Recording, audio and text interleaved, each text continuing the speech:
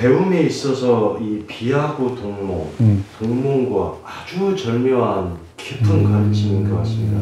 자세한 좀 설명 좀 부탁드리겠습니다. 역경에서 이제 우리가 배우고 가르치고 하는 이 교육의 장을 네 번째 설명을 했는데, 제일 중요하게 여긴 것은 우리의 본성을 깨닫는 것, 우리가 가지고 있는 감성을 깨끗이 하여 세상에 이바지하도록 만드는 것이 최고의 덕목이라 했거든요. 그걸 주역에서는 도라고 합니다. 이제 그 외에 발몽이라는 것도 있습니다. 그건 출세하기 위해서 공부하는 것. 예를 들어서 대학에 가서 공부해서 판검사가 되고 경찰관이 되고 판사가 되고 공무원이 되고 뭐 의사가 되고 하는 것은, 그게 뭐냐면 자기가 가지고 있는 비참한 환경에서 벗어날지는 몰라도 뒤에 그 생활을 계속해 가면 참담한 일을 많이 발견하게 될 것이니라. 사실 그렇지 않습니까?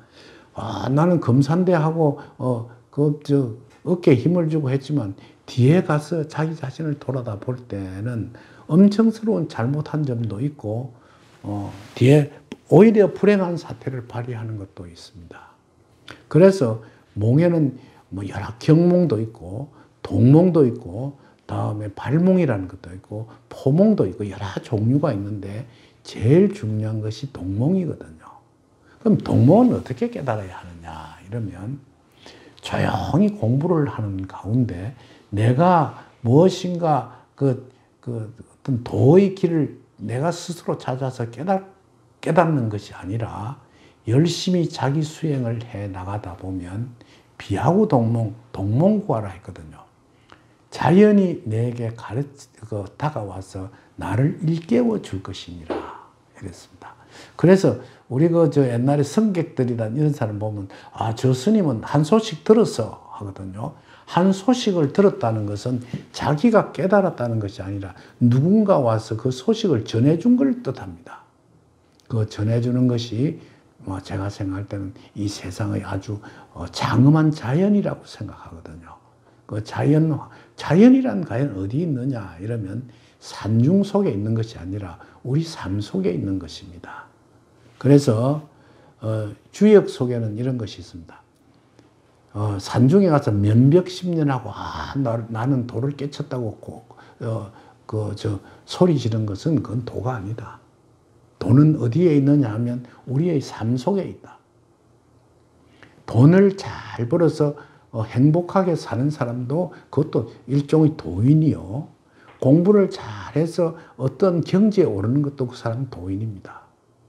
여러분들이 가지고 있는 최상의 어떤 신불, 자기 자신이 가지고 있는 능력을 최선 발휘해서 그것을 극대화시켜서 최상의 길로 가게 될 때 그걸 최상의 도라고 하는 것이 주역의 이야기입니다.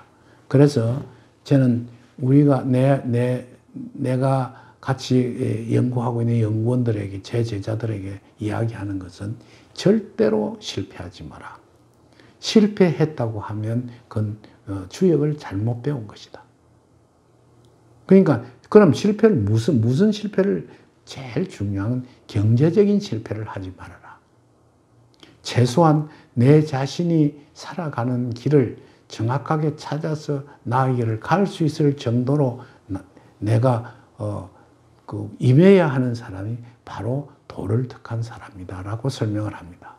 그 다음에 그 경제적인 것이 좀 풍부해졌을 때 부부가 잘 살고 내가 꿈을 꾸고 있는 이념을 실천하고 자녀들을 잘 키우고 이러한 모든 것들이 도의 형상에서 오는 것이다. 그게 이제 몽의장에서 가르치는 바입니다. 여러분들이 절대 오해하지 말아야 할 것은, 역경은 제일 많이 설명한 것이 경제 분야를 설명을 많이 했습니다. 어떻게 하면 여러분들이 빈민에서 구제해 줄 것인가 하는 이야기를 많이 했습니다.